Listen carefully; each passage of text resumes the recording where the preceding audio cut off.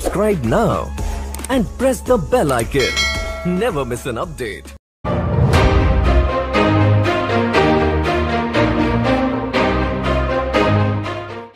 Welcome to ET unlimited. నవ్యాంధ్రప్రదేశ్లోని గుంటూరు జిల్లా మాచర్ల నియోజకవర్గ తెలుగుదేశం పార్టీ ఎమ్మెల్యే అభ్యర్థి అన్నపిరెడ్డి అంజిరెడ్డి గారు మనతో ఉన్నారు.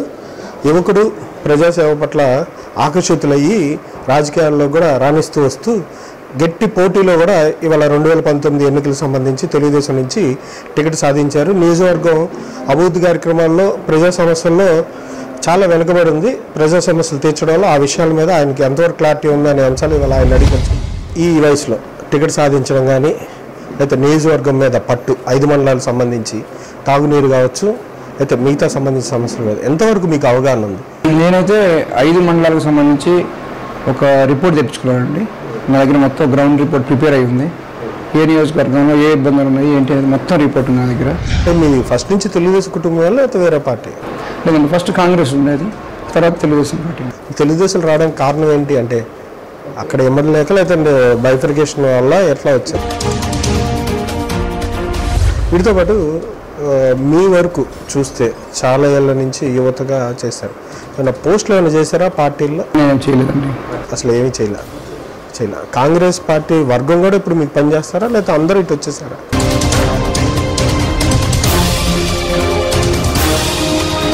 అలా వస్తున్నారు. ఫ్యాక్షన్ రాజకీయాలు కానీ ఫ్యాక్షన్ కుటుంబం అనేది లేదండి, నాకు ఫ్యాక్షన్ సంబంధం లేదు. ఇంతకుముందు ఇక్కడ పౌరుషాల గడ్డ మాచర్ల అని అదే పౌరుషం వల్ల ఫ్యాక్షన్గా మారిపోయిందని అంటారు. ఆ గొడవలతో కానీ ఆ హాని కానీ ఆ ప్రాణహాని కానీ సెటిల్మెంట్ల వ్యవహారాల్లో మీ పాత్ర ఏమైనా ఉందా? అంటే స్వతంత్రం వచ్చి ఇన్ని సంవత్సరాలైనా 5 మండలాల్లో తీవ్ర నీటి ఎద్దడి, కృష్ణానది పక్కనే ఉండడం, ఇదేంటి? ఎవరు లోపం, ఎవరు అలసత్వం, ఎవరి వల్ల మీరు ఈ సమస్య ఎదుర్కొంటున్నారు? అదేనండి, నేను అదే చెప్పబోతున్నాను. ఇప్పటి వరకు అయితే ఇప్పుడున్న నాయకులతో ప్రజలైతే చాలా ఇసుకు చెంది ఉన్నారు. అంటే ఎమ్మెల్యే లేకపోయినా ఇప్పుడు మీరు వైసీపీ అని అడిగారు, వాళ్ళు ఏం చెప్తారు? సీఎం గారు టూర్ ఎప్పుడు?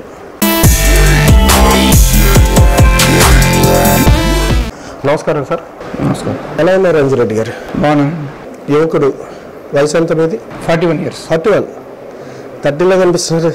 లేదండి, ఈ వయసులో టికెట్ సాధించడం కానీ అయితే నియోజకవర్గం మీద పట్టు 5 మండలాలకు సంబంధించి తాగునీరు కావచ్చు అయితే మిగతా సంబంధించిన సమస్యల మీద ఎంతవరకు మీకు అవగాహన ఉంది? నేనైతే 5 మండలాలకు సంబంధించి ఒక రిపోర్ట్ తెప్పించుకున్నానండి. నా దగ్గర మొత్తం గ్రౌండ్ రిపోర్ట్ ప్రిపేర్ అయ్యి ఉంది. ఏ నియోజకవర్గంలో ఏ ఇబ్బందులు ఉన్నాయి ఏంటి అనేది మొత్తం రిపోర్ట్ ఉంది నా దగ్గర. అవన్నీ బట్టి కూడా నాకు తెలిసినంత వరకు మొత్తం డేటా వచ్చిన దాని ప్రకారము మెయిన్ సాగునీరు మీద ప్రాబ్లం చెప్తున్నారు ఫస్ట్ ఆఫ్ ఆల్. తర్వాత టౌన్లో వచ్చేసరికి డ్రింకింగ్ వాటర్ ప్రాబ్లం, తండాలో వచ్చేసరికి డ్రింకింగ్ వాటర్ ప్రాబ్లం. రోడ్స్కి సంబంధించి అయితే ఇదే మన తెలుగుదేశం పార్టీలో 50 to 60% సిమెంట్ రోడ్స్ అన్ని విలేజ్లో వేయడం జరిగింది. నేను కూడా ఒక 3 days నుంచి ప్రచారం ఆల్రెడీ స్టార్ట్ చేయడం జరిగింది. ఒక 21 villages కవర్ చేశాను ఆల్రెడీ, డోర్ టు డోర్ వెళ్ళాను. సో ప్రజలైతే చాలా ఉత్సాహంతో ఉన్నారు. కంపల్సరీగా తెలుగుదేశం పార్టీలో సంక్షేమ పథకాలు చంద్రబాబు నాయుడు గారు ఏవైతే ప్రొవైడ్ చేశారో ఆ వాటి పట్ల ఆకర్షితులై కంపల్సరీగా మేము చంద్రబాబు నాయుడు వేస్తామనే ఉత్సాహంతో కనిపిస్తున్నారండి. మీకు ప్రజలతో అంటే డేటా తెప్పించుకోవడం ఇట్లాంటి అన్నిటితో పాటు మీకు అసలు ప్రజలతో నేరుగా సంబంధాలు ఉన్నాయా? మీ కుటుంబ నేపథ్యం ఏంటి? ఉందండి. మా ఫాదర్ చిన్నప్పుడు విలేజ్ లీడర్గా ఉండేవాడు. తర్వాత విలేజ్లో ఏదైనా సంబంధించి మా విలేజ్ పక్క విలేజెస్ అన్నింటిలో కూడా కొత్తపల్లి, ద్వారకాపూరి, కుప్పనూరు, అలుగురాజపల్లి ఇటు మాచర్ల మండలానికి సంబంధించి. తర్వాత నా మ్యారేజ్ అయిపోయిన తర్వాత మా ఫాదర్ ఇన్ లా కూడా ఆయన పొలిటికల్లో ఎంపీపీ మండల ప్రెసిడెంట్ చేశారు. తర్వాత మార్కెట్ యార్డ్ చైర్మన్గా చేస్తున్నారు. తర్వాత లక్ష్మణరెడ్డి గారు ఎమ్మెల్యే ఉన్నప్పుడు ఆయన కూడా నేను తిరిగేవాడిని. సో నాకు పొలిటికల్గా అయితే అవగాహన ఉందండి. ఆల్మోస్ట్ అన్ని మండలాలు తెలియకపోవచ్చు. మాచర్ల మండలం, వెల్దుర్తి మండలం, తర్వాత రంసింతల మండలం అయితే నాకున్న రిలేషన్స్తో అందరితో అనుబంధాలు ఉన్నాయండి. దుర్గి కారంపూడి అయితే పెద్దగా రిలేషన్ లేదు, బట్ అందరూ లీడర్లతో పరిచయం ఉందండి. ఇప్పుడు అందరూ కలిశారు. మీ ఫస్ట్ నుంచి తెలుగుదేశం కుటుంబం వల్ల అయితే వేరే పార్టీ? లేదండి, ఫస్ట్ కాంగ్రెస్ ఉండేది, తర్వాత తెలుగుదేశం పార్టీ. తెలుగుదేశం రావడానికి కారణం ఏంటి అంటే అక్కడ ఎమ్మెల్యే లేక లేదంటే బైఫర్కేషన్ వల్ల ఎట్లా వచ్చాయి? నేనైతే యాక్టివ్ పాలిటిక్స్లో అంటూ ఏమి లేను, బట్ ఒక ఫాస్ట్ 5 years నుంచి తెలుగుదేశం పార్టీలో కొనసాగుతున్నాను.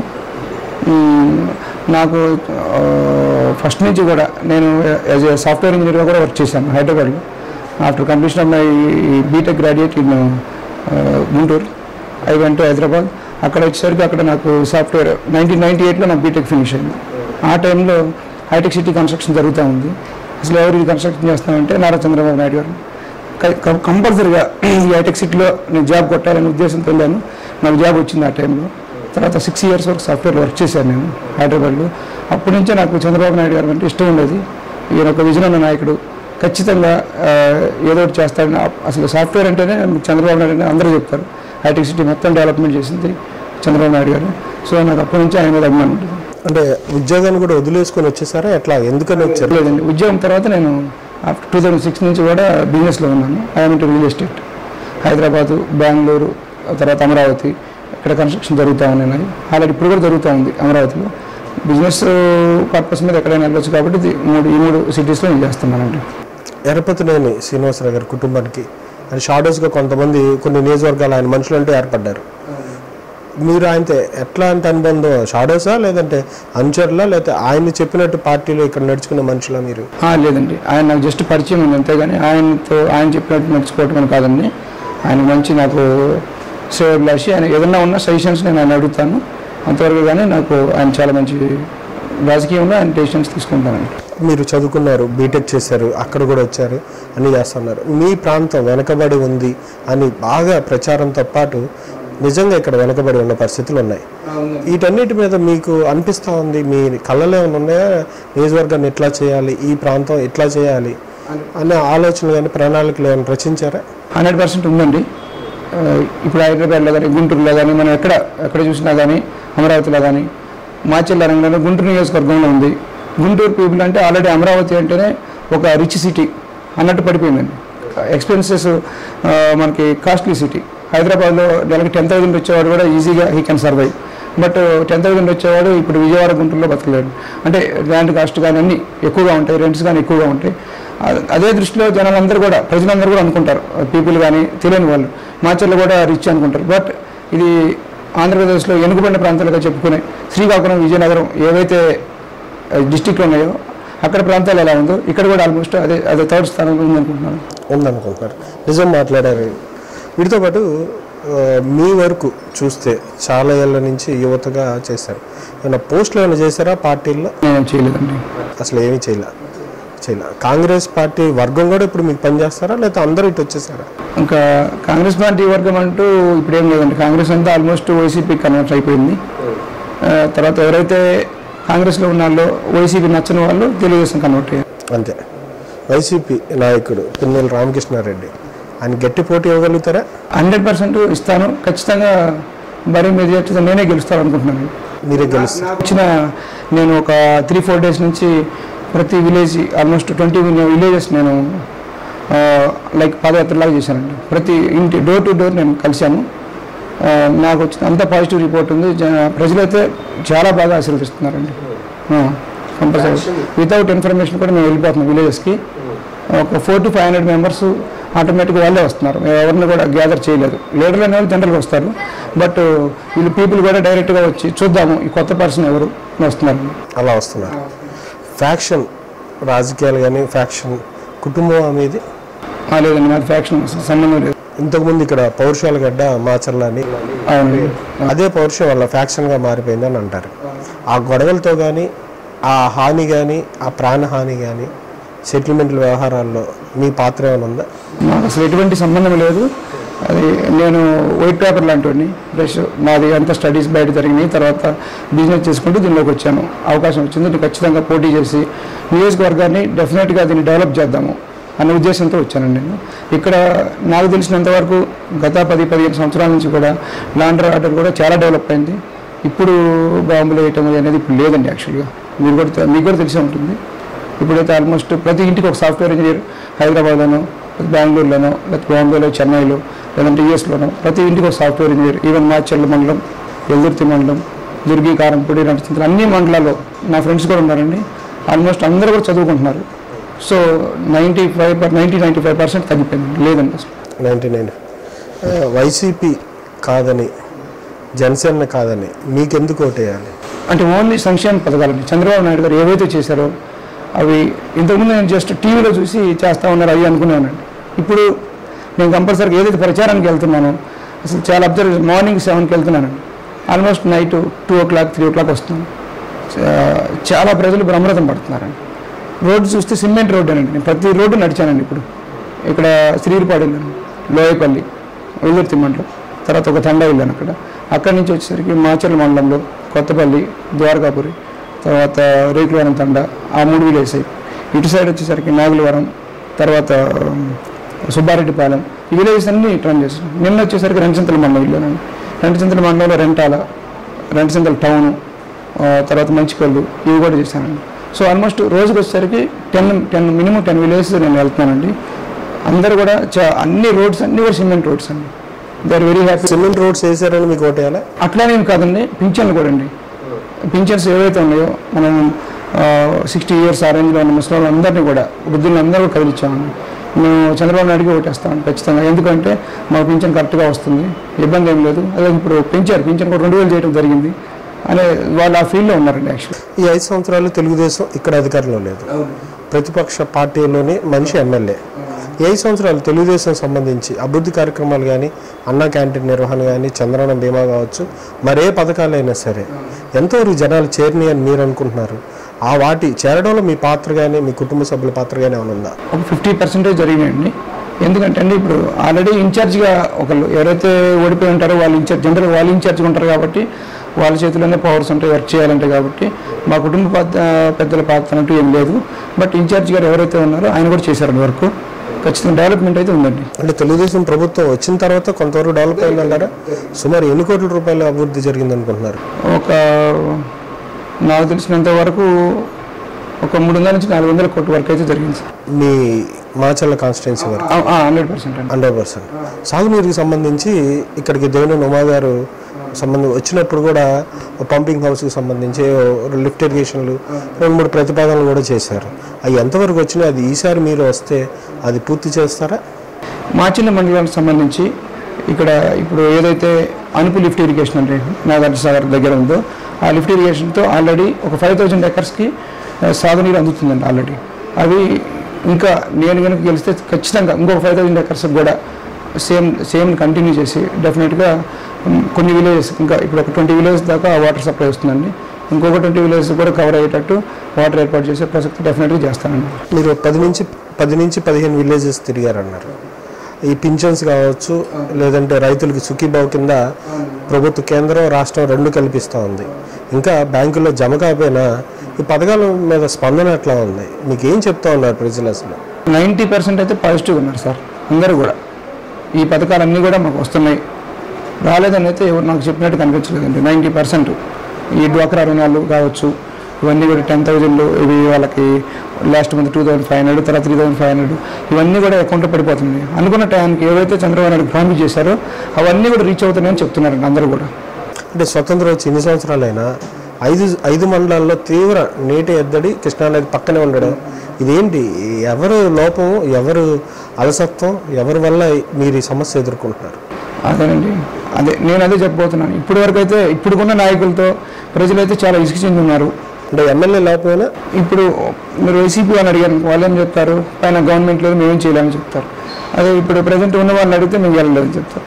అట్లా నడుస్తూ వచ్చింది. సో ఇప్పుడు నెక్స్ట్ కనుక నాకు అవకాశం ఇచ్చి నేను గెలిచి మరొకసారి చంద్రబాబు నాయుడు గారు సీఎం అయితే డెఫినెట్గా అభివృద్ధి మనం కావాలంటే 1500 నుంచి 2000 కోట్లు తెచ్చి ఈ అనుకూల లిఫ్ట్ ఇరిగేషన్ ఎక్స్టెన్షన్ కావచ్చు, తర్వాత వరికపూడి సెల్ అని ఒక వెల్దుర్తి మండలం ప్రాజెక్ట్ ఉందండి. ఆల్రెడీ దానికి 350 crores శాంక్షన్ చేయడం జరిగింది. ఆల్రెడీ ఒక జియో కూడా ఇష్యూ అయింది, అది అమౌంట్ కూడా శాంక్షన్ అవ్వడం జరిగింది. డెఫినెట్గా దానివల్ల చాలా చాలా ఉపయోగం అండి. వెల్దుర్తి మండలానికి మొత్తానికి కూడా డెవలప్మెంట్ అవుతుంది, సాగునీరు అందుతుంది. దానితో పాటుగా ఇంకొక 300 crores ఎక్స్ట్రా అయినా సరే అధిష్టానంతో మాట్లాడి ఖచ్చితంగా దుర్గి మండలానికి కూడా వాటర్ వచ్చే ఏర్పాటు చేస్తానండి అదే ప్రాజెక్టుతో. చదువుకునే విద్యార్థులకు సంబంధించి విద్య, వైద్యం ఎలాంటి సదుపాయాలు కల్పించారు ఇంతకుముందు తెలుగుదేశం ప్రభుత్వం? మీరే ఆలోచనతో ఉన్నారు. అలాగే మహిళలు నిరక్షరాస్యులకు ఎక్కువ మంది ఉన్నారు. అలాగే ఫ్యాక్షన్కి అలవాటు పడి బాగా ఉన్నారు. యువకులు కూడా వాటితో పాటు మమేకం అవుతున్నారు. వీళ్ళకంటూ మీకు ఏమైనా ప్రత్యేక ప్రణాళిక ఏమైనా ఉందా? 100% ఉందండి. ఇప్పుడైతే కంపేర్ టు లాస్ట్ 15 years అక్షరాస్యత చాలా పెరిగిందండి. ఆల్మోస్ట్ లేడీస్ కూడా గర్ల్స్ కూడా చదువుకుంటున్నారు. ప్రతి ఇంటికి కూడా మీరు ఎంక్వైరీ చేయొచ్చు. డాక్టర్స్ కూడా ఉన్నారు, డాక్టర్స్ ఇంజనీర్స్ కూడా చాలా మంది ఉన్నారు. శాతం అడుగుతున్నాను నేను. పెరిగిందండి, డెఫినెట్గా పెరిగింది ఖచ్చితంగా. ఇప్పుడు ఆల్రెడీ కాలేజ్, ఒక ఇంజనీరింగ్ కాలేజ్ కూడా ఉందండి ఇక్కడ. తర్వాత నెక్స్ట్ సో ఇది డిగ్రీ కాలేజ్ అంటే ఒకటి ఉందనుకోండి, పీజీ కాలేజ్ కూడా దానిలో శాంక్షన్ అవ్వడం జరిగింది. మోడల్ స్కూల్స్ అని ఒకటి ఏర్పాటు చేసే ప్లాన్లో ఉన్నాను నేనైతే. దీనికి సంబంధించి స్కూల్స్కి సంబంధించి మోడల్ స్కూల్స్ అట్లీస్ట్ మండలానికి ఒకటి గవర్నమెంట్తో మాట్లాడి ఏర్పాటు చేసే ప్రయత్నం చేస్తానండి. నాకు ఇంకొకటి ఏమర్థమైందంటే, ప్రతి తండాలకు కానీ విలేజ్కి వెళ్ళినప్పుడు అక్కడ మినిమం ప్రైమరీ హెల్త్ కేర్ సెంటర్లు కూడా ఏం లేవండి. ఏదైనా ఇష్యూ వచ్చినా, వాళ్ళు చిన్న ఏదైనా ప్రాబ్లం వచ్చినా సరే మాచిల్ల కంపల్సరీ మాచిల్లరా. ఇక్కడికి వచ్చిన తర్వాత చూస్తే ఇక్కడ 30 పడకల ఆసుపత్రి మాత్రమే ఉందండి. దాన్ని డెఫినెట్గా మాట్లాడి ఒక 100 పడకల హాస్పిటల్ కనుక చేసుకోగలిగితే మనం విలేజెస్లోనేమో పిహెచ్సిస్ ప్రైమరీ హెల్త్ కేర్ సెంటర్లు ఏర్పాటు చేసి దాన్ని దీనికి అనుసంధానం చేస్తే డెఫినెట్గా కొంతవరకు అండి. ఏదైనా యాక్సిడెంట్ అయినా ఏదైనా వీళ్ళు మాచర్లు తీసుకొస్తారు. ఇక్కడ ఏదైనా ఇష్యూ కానీ ఇక్కడ కష్టం అనగానే ఇమీడియట్గా వాళ్ళు నర్సరావుపేట కానీ గుంటూరు కానీ తీసుకెళ్తారు. మార్గ మధ్యలో ఏమన్నా అయితే దానికి ఏమీ సొల్యూషన్ ఉండలేదు. సో కంపల్సరీగా నేను ఈ పిహెచ్సిస్ ఏర్పాటు చేసి ప్రతి తండాలో కూడా ప్రైమరీ హెల్త్ కేర్ సెంటరు ఏదైనా చిన్న చిన్న అయితే అక్కడే చూసేటట్టు, ఏదైనా కొంచెం మేజర్ ఇష్యూస్ అంటే వాళ్ళని దాన్ని అక్కడి నుంచి డాక్టర్ గారు ఇక్కడ రెఫర్ చేసి మాచర్లు చేసేటట్టు ఏర్పాటు చేద్దాం అనుకుంటున్నాను. ఇక్కడ పారిశ్రామికంగా కానీ ఉపాధి రంగాన్ని పెంపొందించడానికి ఎంతవరకు అవకాశం ఉంది? యువకులకి సంబంధించి స్టేడియంస్ కానీ కమ్యూనిటీ హాల్స్ విలేజెస్లో కావచ్చు, బస్తీల్లో కావచ్చు, వీటి నిర్మాణం కూడా అనుకున్నంత స్థాయిలో జరగదు. వీటి మీద ఎట్లాంటి స్టైల్ తీసుకుంటారు? ఒక చదువే కాకుండా దానికి సంబంధించి ఒక స్టేడియం ఒకటి ఏర్పాటు చేసి స్టూడెంట్స్ ఆడుకోవడానికి కావచ్చు, లేకపోతే ఏదైనా గేమ్స్ జరిగినా సరే అక్కడ డెవలప్మెంట్ అయ్యేటట్టు ఒక స్టేడియం అయితే కంపల్సరీగా ఏర్పాటు చేసి స్టూడెంట్స్ యూత్ అందరికి కూడా ఉపయోగపడే విధంగా అది ఏర్పాటు చేస్తాం. మహిళలకు సంబంధించి నియోజకవర్గంలో ఎలాంటి పరిస్థితుల్లో ఉన్నారు? చాలా అధ్వాన పరిస్థితుల్లో జీవితం ఎలాగెక్కుతున్నారు అంటున్నారు. ఉపాధి కూడా కొన్ని చోట్ల దొరకట్లేదు అంటున్నారు. డ్వాక్రాల ద్వారా కావచ్చు, ఏ ప్రభుత్వ పథకం అయినా మహిళలను ఆదుకోవడానికి తెలుగుదేశం అసలు ఏం చేస్తుంది? ఒక మహిళనే కాదండి, ఇక్కడ ఎక్కువ అగ్రికల్చర్ అండి. మొత్తం రైతు కుటుంబాలు ఎక్కువ అండి. దానికి సంబంధించి అందరూ కూడా రైతు కూలీలు వీళ్ళందరూ కూడా ఉంటారండి. మనకు వచ్చేసరికి ఏవైతే వీళ్ళు డ్వాక్రా రుణాలు ఇవన్నీ ఇవి ఇర్రెస్పెక్టివ్ ఆఫ్ క్యాస్ట్ అందరికీ ఇచ్చారండి చంద్రబాబు నాయుడు గారు. సో దాంతో వాళ్ళు చిన్న చిన్న బిజినెస్లు ఏమైనా చేసుకొని డెవలప్ చేసుకునే ఉద్దేశంతో ఉన్నారండి. ఊళ్ళో చిన్న ఈ డ్వాక్రా రుణాలతో చిన్న షాపులు పెట్టుకోవటం, తర్వాత అది రీపే చేయటం, అవన్నీ కూడా చేస్తున్నారండి. స్టార్ట్ అయిపోయింది. తెలుగుదేశం పార్టీలో సంక్షేమ పథకాలు చాలా బాగున్నాయండి. అవన్నీ కూడా మీరు విలేజ్కి వెళ్ళినా కానీ మంచి రెస్పాన్స్ ఉందండి దాని మీద. అయితే మీకు నచ్చిన పథకం ఏంటి? వృద్ధులకు సంబంధించి 2000 రూపాయల పెన్షన్ చాలా బాగుంది. చంద్రన్న బీమా, సీఎం రిలీఫ్ ఫండ్ ఎంతవరకు ఉపయోగపడుతుంది? ఓకే, అవి కూడా ఉన్నాయండి. అవి పర్సంటేజ్ తక్కువ అండి యాక్చువల్గా. ఇవైతే ఆల్మోస్ట్ అందరూ ఆ ఏజ్లో ఒక పిల్లలు వెళ్ళిపోయి ఎక్కడో బయట సెటిల్ అయినా లేకపోతే ఇంకో దగ్గర ఉన్నా వాళ్ళు డివైడెడ్ ఫ్యామిలీ అయినా కానీ వాళ్ళ డబ్బులతో వాళ్ళు హ్యాపీగా ఉన్నారని వాళ్ళు చెప్తున్నారు. అంటే సామాజిక వర్గ పరంగా నియోజకవర్గాల వారీగా ఇక్కడ ప్రాంతాల్లో ఓట్లు వస్తాయని చెప్తారు. ఇద్దరు సామాజిక వర్గం ఒకటే, వైకాపా, తెలుగుదేశం. మీరు ఆ సామాజిక వర్గానికి సంబంధించి మీ సామాజిక వర్గం ఎంత మేరకు ఓట్లు సాధించే అవకాశం? మా సామాజిక వర్గానికి సంబంధించి ఒక 27,000 ఓట్స్ ఉన్నాయండి ఇక్కడ. ఒక 60-40 రేషియోలో ఉండొచ్చు అనుకుంటున్నానండి. 60% వాళ్ళకి, 40% తెలుగుదేశం పార్టీ. మీకు మీ మీద చెప్పే ప్రధాన మైనస్ అని చెప్తే అనుభవం లేదని విమర్శిస్తూ ఉంటారు. ఓకే, అనుభవం లేదు అనే వాళ్ళకి మీరు ఇచ్చే సమాధానం? కరెక్ట్గా 10 years బ్యాక్ ఎవరైతే ఎమ్మెల్యేగా వచ్చారో వాళ్ళకి అదే టైంలో మనం ఇదే క్వశ్చన్ అడిగితే దీనికి ఆన్సర్ ఉండదండి. ఒకసారి అవకాశం ఇస్తే డెఫినెట్గా మనం ఏంటనేది ప్రూవ్ చేసుకుంటాం. నేను ఆల్రెడీ ఎడ్యుకేషన్ పర్సన్, అది బీటెక్ గ్రాడ్యుయేట్ని. వెళ్ళిన తర్వాత ఈ ప్రాజెక్ట్స్ ఏది సంబంధించి నేను డైరెక్ట్గా వెళ్ళిపోయి అవసరమైతే కలెక్టర్ గారితో కానీ లేకపోతే మినిస్టర్ గారితో కానీ ఇంకా అవసరమైతే సీఎం గారి దృష్టికి కూడా తీసుకెళ్ళి నాకున్న రిలేషన్స్తో డెఫినెట్గా ఇప్పుడున్న ప్రజెంట్ ఎమ్మెల్యేలకు కానీ లేకపోతే ఇప్పటి వరకు చేసిన వాళ్ళకన్నా కూడా నా మ్యాక్సిమం వర్క్ చేసి కాన్స్టిట్యున్సీ డెవలప్మెంట్ 100% చేస్తానండి. పార్టీలో టికెట్ రాని వాళ్ళు అసంతృప్తిగా ఉంటారు, టికెట్ వచ్చిన వాళ్ళు మీరు సంతృప్తిగా దూకుడుగా వెళ్తూ ఉంటారు. ఎంతవరకు పార్టీ పాత వాళ్ళని కలుపుకొని మీరు ప్రచారంలో కావచ్చు వాళ్ళ దగ్గర నుంచి ఓటర్స్ గ్రాప్ చేయడానికి ఎంతవరకు కృషి చేస్తారు? లేదండి, తెలుగుదేశం పార్టీలో అట్లేం లేదండి. చిన్న గ్రూపులు అనేవి ఉన్నాయండి, దాన్ని కాదంటానికి లేదు. అందరినీ కూడా కలుపుకొని పోతామండి. డెఫినెట్గా మాకు ఎవరైతే ఇప్పుడు టికెట్ రాలేదో ఆయన మా మామయ్య గారు అండి, ఆయన కూడా ఆయన కూడా కలుపుకొని పోతానండి ఖచ్చితంగా. ఆయన కూడా కలుపుకొని వెళ్తారంటారు. అంటే తెలుగుదేశం పార్టీలో కార్యకర్తలు అనే వాళ్ళకి న్యాయం జరగట్లేదు, కష్టపడి అధికారం లేనప్పుడు పనిచేసే వాళ్ళకి న్యాయం జరగలేదని వాపోతా ఇబ్బంది పడుతూ ఉంటారు. వాళ్ళకి మీరు ఇచ్చే భరోసా ఏంటి? ఖచ్చితంగా పార్టీ కోసం ఎవరైతే వర్క్ చేస్తారండి వాళ్ళందరినీ కూడా డెఫినెట్గా నేను లిస్ట్ అవుట్ చేసుకున్నానండి. ఆల్రెడీ నా దగ్గర ఉన్నది. వాళ్ళందరూ కూడా డెఫినెట్గా మంచి ప్రోత్సాహం ఇచ్చి వాళ్ళని ఏ విధంగా చూడాలని డెఫినెట్గా ఒక పర్సనల్గా చూసుకుంటాను. సీఎం గారు టూర్ ఎప్పుడు? ఇంకా మాకు ఇన్ఫర్మేషన్ లేదండి. ఎన్ని సభలా లేకపోతే రోడ్ షోనా ఏమైనా హామీ ఇచ్చారా? అదండి, ఒక రోడ్ షో ఉంటుందని చెప్పారండి మాకు. రోడ్ షో మాత్రం ఉంటుందని చెప్పారు. చివరిగా నియోజకవర్గ ప్రజలకు మీరు చెప్పాలనుకుంది ఏమైనా ఉందా? ఖచ్చితంగా అండి. ఎప్పుడైనా సరే ఇప్పుడు గత 15 సంవత్సరాలుగా అధికారం లేని పార్టీకి ఓట్లు వేశారు. పైనేమో గవర్నమెంట్ తెలుగుదేశం పార్టీ ఉంటుంది, ఇక్కడ కిందేమో ఇక్కడ ఎమ్మెల్యే గెలవటమేమో ఆపోజిషన్లో ఉంటున్నారు. దానివల్ల డెవలప్మెంట్ అనేది జరగదండి, చాలా డిఫికల్ట్. సో ఇప్పుడున్న పథకాలు కానీ ఈ సంక్షేమ పథకాల వల్ల చంద్రబాబు నాయుడు గారు సీఎం అవటం అనేది 100% ఖాయమండి. సో నన్ను కనుక మీరు ఖచ్చితంగా గెలిపిస్తే మన నియోజకవర్గాన్ని మనం ఖచ్చితంగా ఒక బంగారు బాట వేసుకొని డెవలప్ చేయొచ్చు అనే ఉద్దేశంతో ఉన్నాను. సో మీరందరూ కూడా తెలుగుదేశం పార్టీ అభ్యర్థిగా నన్ను గెలిపించి చంద్రబాబు నాయుడు గారిని మరొకసారి సీఎంగా చేసుకుంటే మొత్తం కూడా ఇప్పుడు అమరావతి కూడా మరో హైటెక్ సిటీ లాగా డెవలప్ అవుతుంది. మళ్ళీ ఈ ఒక్కసారి కనుక ఆయనకు అవకాశం ఇస్తే, ఆయనకి ఆయనతో పాటు మాకు ఇస్తే ఖచ్చితంగా మనం నియోజకవర్గంలో డెవలప్ అవుతుంది. Okay sir, thank you sir. ఇదండి మాచర్ల నియోజకవర్గ తెలుగుదేశం పార్టీ ఎమ్మెల్యే అభ్యర్థి అన్నపురెడ్డి అంజిరెడ్డి గారి ఆలోచనల అభిప్రాయాలు. చదువుకున్న వ్యక్తిగా ఒక బీటెక్ చేసి ఒక ఇంజనీర్గా తాను నియోజకవర్గానికి సేవలు అందించాలని వైద్యానికి మెరుగైన సదుపాయాలు అందిస్తూ మహిళలకు యువతకు ఉపాధి కల్పిస్తూ మెరుగైన నియోజకవర్గంగా తీర్చిదిద్దడంతో పాటు మోడల్ కాన్స్టిట్యున్సీగా చేయాలనే ఆలోచనతో ఉన్నట్టు తాగునీటి విషయంలో ఎమ్మెల్యే గెలిచిన వెంటనే చర్యలు తీసుకుని తాగునీరు అన్ని మండలాలకు అందిస్తానని చెప్పుకొచ్చాను. Thank you very much. Subscribe now and press the bell icon. Never miss an update.